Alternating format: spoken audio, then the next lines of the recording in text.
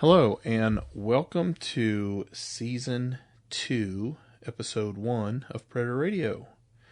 So welcome back, everybody. We took a little pause from Season 1, where we focused on introduction type things for predator hunting, how to get started, calling. We had a bunch of neat guys with a whole lot of experience on that walked everybody through calling, rifle selection, tournaments. We had a whole bunch of cool stuff. So Season 2 is going to focus a little more on the meat and potatoes of you've got started and you kind of want to take it to the next level. So what I want to talk about today is a topic that I think is overlooked and needs to have a little more attention. A lot of people have trouble getting land. So what I want to talk about today is how to obtain land, what I think the best way to ask for permissions, and just how to get access. So overall, in predator hunting, you never have enough land unless you have just either so much land that you can't cover it all, or you just have a schedule where you can't hunt, you can't hit your spots very often. 95% of the people you talk to that predator hunt seriously are going to tell you it's all about how much dirt you got, how much land you have. The more land you have, obviously, and the frequency that you hunt, the more land you have, the less often you're going to be hitting your spots. So you're not going to burn them out as quick. But before we get into covering, kind of how I go about getting land and permissions, is I think we need to back up and talk about kind of the topic that we all need to be on the same page. And that is ethics of property rights. So as predator hunting becomes more popular, we're getting more people asking for land. We're getting more hunters in a more dense area.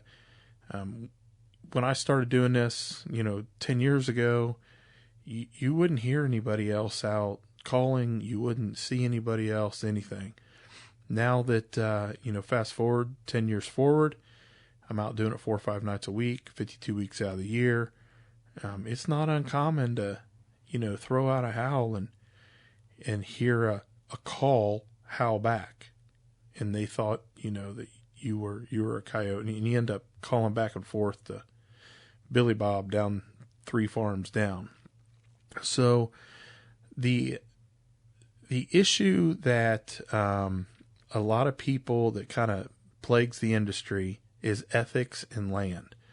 So when I go teach seminars for Predator Academy, JD and I travel all around and teach some seminars, and that's one of the topics that we agree that we need to cover in each seminar, whether the seminar's on calling, whether it's on tactics, anything, we always throw this in.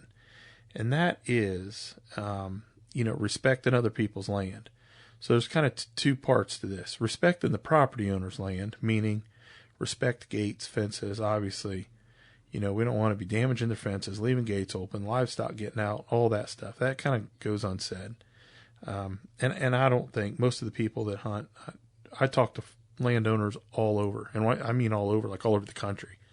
I travel out west about every 6 to 8 weeks and hunt out there. I'm hunting 5 nights a week around me. Farmers are usually pretty good about it as far as what they say predator hunters do as far as their land. What I'm talking about is you show up to a farm and you say, hey, I'd like to shoot coyotes on your property, or I'd like to call on your property. I always say I like to call. I think it sounds a little better than, hey, I just want to come shoot on your property. And you show up to the farmer and you say, hey, I'd like to, call on your property. And the first thing he says, well, that's fine. But I'll tell you, Bob down the street, he calls on it too. But, we got coyotes, so you're welcome to call as well.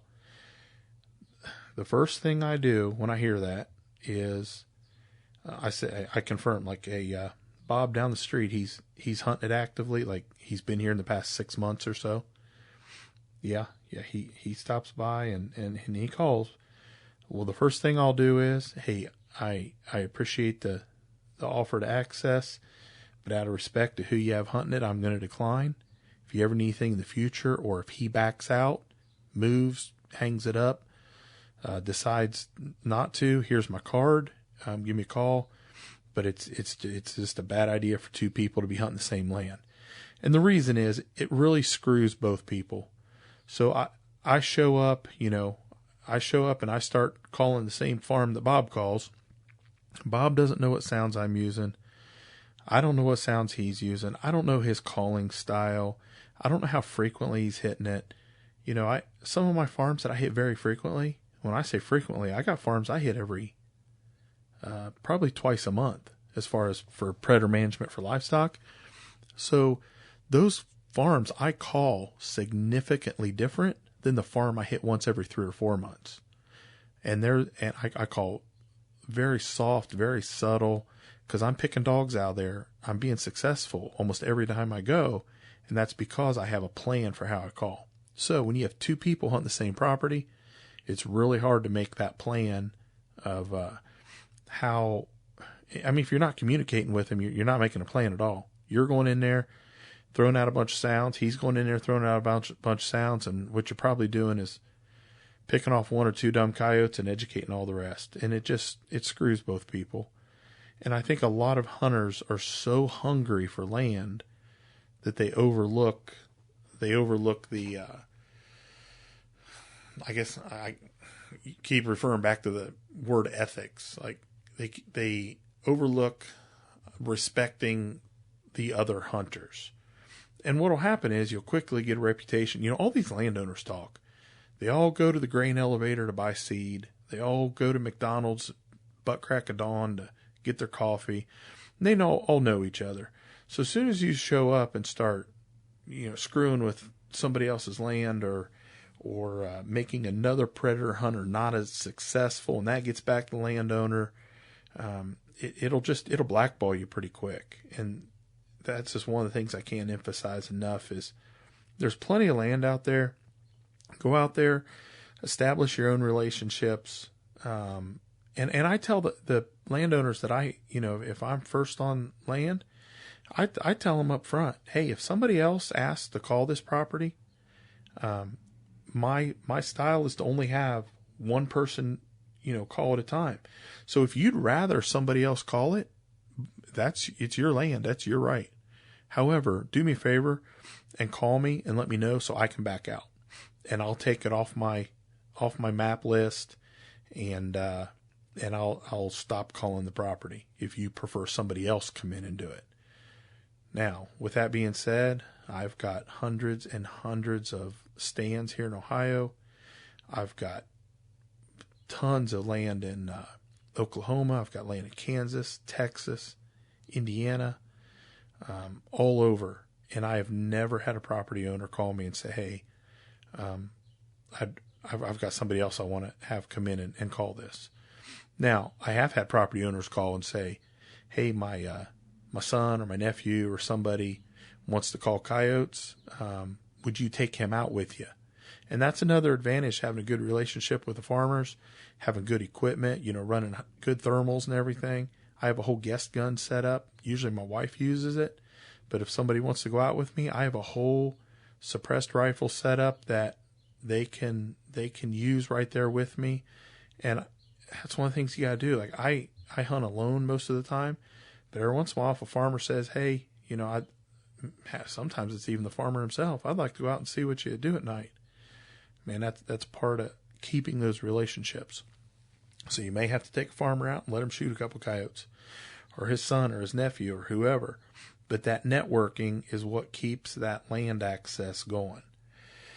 So as far as getting the land itself, everybody has a different tactic, and I've tried a bunch of stuff. Man, when I started, I had flyers I'd stick in people's mailboxes. I had all kinds of different things, and I grew up on a farm. So my dad was, he he was the type of person that if he was doing something, he didn't really want to be bothered. So, and I was kind of raised, you don't bother people on their time. You don't really bother people on Sundays. It's just kind of the way it is. So what I do is I have never knocked on a door and asked for permission to hunt. Now, I'm not saying it's wrong. I'm just saying that what I've done is I'll go out of a morning or an evening, especially on a Saturday or something, and if I see a farmer out, he's working the ground or whatever, I'll pull in, introduce myself, give him a card, and say, I'd appreciate access to call your land, and if you want to think it over, just give me a call. And 9 times out of 10, after I talk to them for a little bit, they'll say, have at it. I always get a phone number in case I got to get a hold of somebody to kind of verify it. A lot of these old guys, you got to check your state laws on, if you need written permission, or this and that. A lot of these farmers, man, they'll give you access to their land, but the hell if they're going to put anything in writing. So if you feel like you need written permission, some of the permission slips have a liability waiver on it. And that's kind of a nice segue of, hey, I understand you don't really want to sign anything, but just to protect you, this permission slip has a liability waiver on it. If I go out here and twist my ankle and break it, it just says that there's no way that you're responsible whatsoever. So if you have to have written permission, sometimes that's a good way to kind of segue into that. I just kind of go with what they say. Where I'm at, you can't be trespassing unless the property owner is the complainant for trespassing. So you want to check your local laws, be sure you're following your state laws for if you need written permission or not, your hunting rules. State law and hunting rules are kind of two different things, but you need to abide by both of them. So written permission's kind of up to you. I just get the farmer's phone number, his contact info. I put it in OnX, the mapping software or app I use to keep track of everything. And then I put if I need to text first or call. A lot of these guys, if they don't know you, say, hey, just, let me know if you're going to be on the property. Like I say, I hunt by myself quite a bit, so it's always the same truck. I was telling them, if you see a big white Dodge diesel truck pull in, that's me, and that'll always be the only truck that you'll see on your property if I'm hunting it. So I don't bother them at home. I try to, respect their time, keep it brief, and, catch them outside. Another thing is, where all these, like earlier I said, these guys all hang out by their seat at the local grain elevator. We have a big thing called Farm Science Review that I've gone to. So go to where these places are and just talk to the farmers and say, hey, who's got livestock? Who's got predator problems? I got a saying, where there's cows, there's coyotes. Talk to these local livestock guys. Go to the auctions and just, network with them. And even if you're there for another reason, I've gone to farm sales where you're buying goats or sheep or something, but it doesn't mean you can't go over to the cattle barn and talk to the guys over there. Go to the county fair, and when you're walking around the fair with your kid, whatever, go by the goat barn and cattle barn and, talk to these guys and say, hey, if you ever have a problem, give me a call. And I leave it open-ended like that. Now, I have a special phone number just for that through Google. And so I know when that line rings, it's something predator hunting related, which is nice.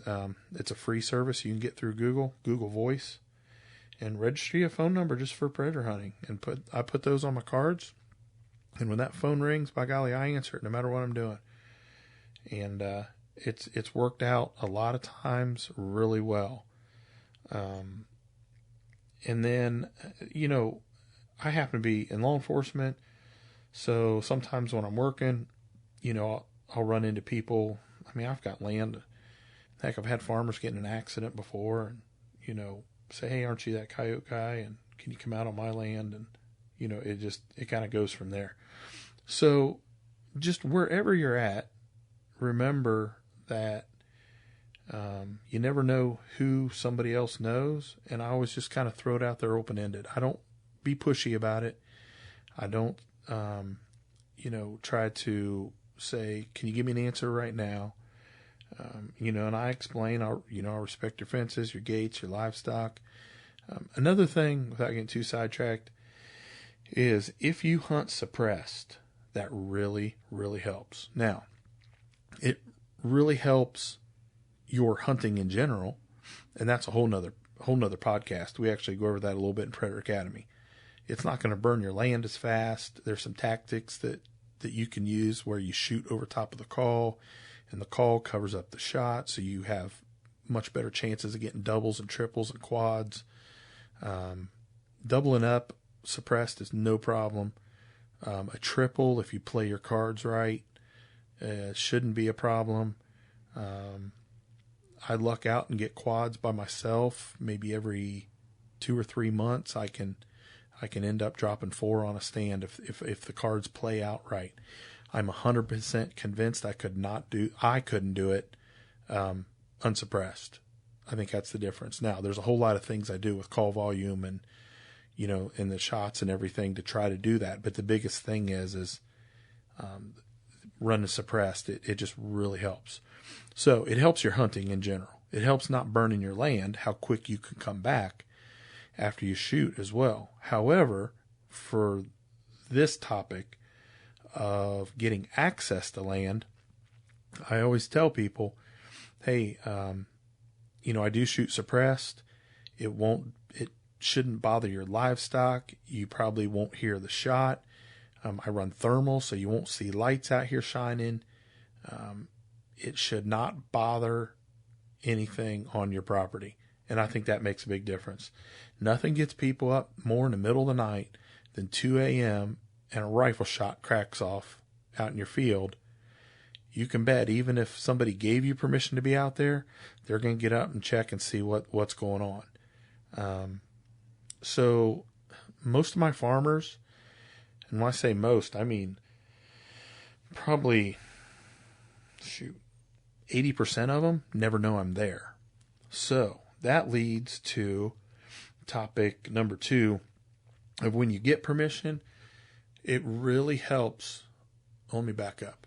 When you get permission, the second phase of it is keeping permission because other people are coming in and asking, or the farmers, if you're doing it right, in my opinion, and you're quiet and they never hear you, they don't know if you're hunting it or not. So the second phase of this is keeping permission. Stay in touch with the farmers. So what I do is my good farmers, and when I say good, I mean guys that give me a lot of land, a couple thousand acres or more, I go get gift cards, and once a year I drive around and give a lot of them gift cards to the local steakhouse. And even if you're not doing that, just give them a call every once in a while or stop by. I always tell the farmers, hey, I owe you a favor because you're letting me hunt. You ever need anything, need help, you're short one day, a person baling hay, whatever you need around the farm, if you need something, give me a call. Like, I owe you for you letting me hunt. So stay in touch with these guys. Stop in. I check in with my good farmers probably every 3 months. Now I just pull in and, hey, you been hearing anything? Been seeing anything around? And then I snap a picture on my phone real quick of most of the dogs I shoot. Just because I used to count and keep track, and I don't even do that anymore. I have no clue. We're about halfway through 2022, and we're coming up beginning of May, and I got no clue how many dogs I've shot this year. I used to count. The people on the internet, they'll do like number 96, number 113, and they keep it down to a T. And what I found was I was spending more time on an app trying to track how many coyotes I had done and, where at and time of day or night and all this, that I was spending more time doing that than I was hunting. And it got to be too much work. So now, I don't know, I shoot 100 and some, maybe 200 a year. now that I'm going out west, it racks up a lot quicker. When I was staying here in Ohio, I could guess about how many I had. Now that we're going out west and we're getting 30, 40 a trip, that I have no clue how many. But show the farmers some pictures. Hey man, I've got these off your land. Like, we're making a den in it. So, and they like seeing that. They like knowing that you're effective and you're out there doing something and not disturbing anything. So stay in touch with them. That helps keep the land. Once you get the land, be sure that you keep it, stay in touch, and then if for some reason that land just does not produce, and you back out of it, let the farmer know. Tell him, say, hey, man, I've hit your spot 6, 8, 10 times in a row, and it just hasn't produced. I'm probably going to take it off my list. However, if you have a problem in the future, you hear them, see them, anything, can you give me a call? Otherwise, I'm going to take you off my rotation. I plan my stuff of an evening. I plan like what part of a county I'm going to go to, and I hit most of my stands in that area. So I kind of have I don't have a list, but I have a map with an area that I systematically hit things in. Before I did that, what I found was I was cherry picking all my good spots. I was neglecting what I thought were my bad spots. And when I got to a bad spots, I'd be overrun by coyotes because I hadn't been there for 6 months. And my good spots, I wore them out. So I tried to discipline myself to going by like quadrants on a map. If I'm going to be hunting a certain county, I'm going to hit all of my stuff on the northeast side of that county that night. Then 2-3 nights later, I may hit the northwest side of that county. Then the next night, I'll jump to a different county and hit part of it. And then the fourth night, I'll come back and hit southwest part of the first county I was in. So I jump around like that, and but that's what when I say I'll take it off my list, is I take it off my map and take it out of the rotation. So as far as getting land, just kind of remember it's all about networking. It's all about etiquette. It's about being willing to step up and help these guys if they need something. It's a two-way road. They're opening up their land to you. You're the guest, and that's something that needs to be respected. As an industry, there's parts of this predator hunting industry that have got a bad name. I've showed up to multiple places. I said, when I'd like to coyote hunt. And the first thing they'll say is, hell no. Them guys came through here with dogs, and the dogs run through my property, and they cut my fences to drive their four-wheelers through. And it's just a nightmare of a story. Well, by the time I get done hearing the story, I'm embarrassed to be doing anything related to predator hunting. Then I have to explain, man, I'm not doing that. I'm not running them with dogs. I'm not driving my ATV through your property. I'm not pushing. I'm going to walk out in the middle of the field. I'm going to call. I'm going to shoot with a precision rifle what comes in, and I'm going to drag the dead dog out with me and take all my stuff with me, and you'll never know I was here.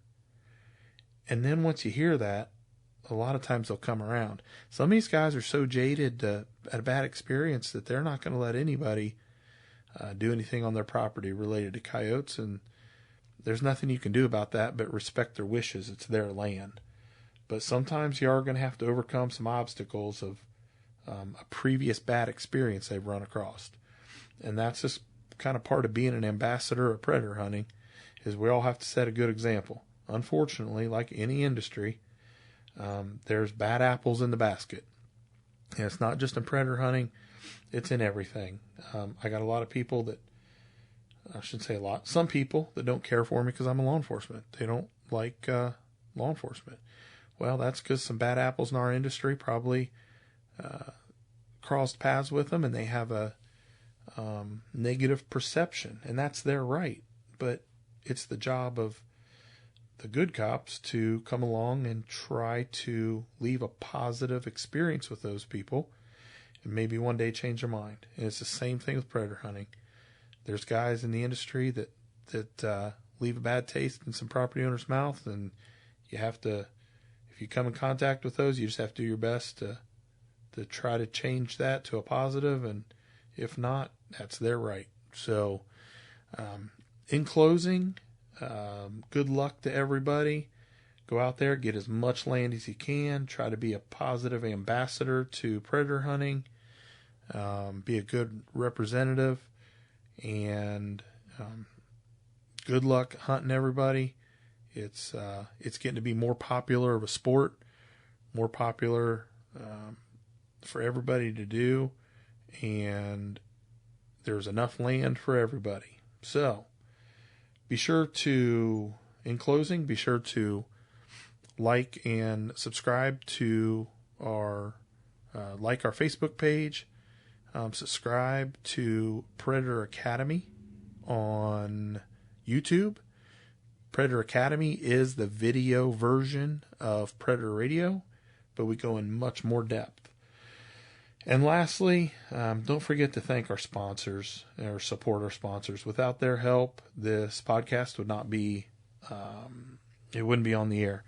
So Predator Precision covers most of the cost for all of this. And then also Thermal Optics Plus and DNA Firearms also helps immensely with all this.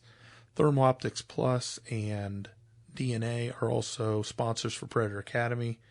So they do a lot to help with that as well. So remember that when you're out there, either you're going to be looking for a custom rifle, or you're going to be getting thermal, night vision, something Thermal Optics Plus has. They both have amazing customer service, and just remember to support our sponsors and kind of support those that support us. Thank you, guys.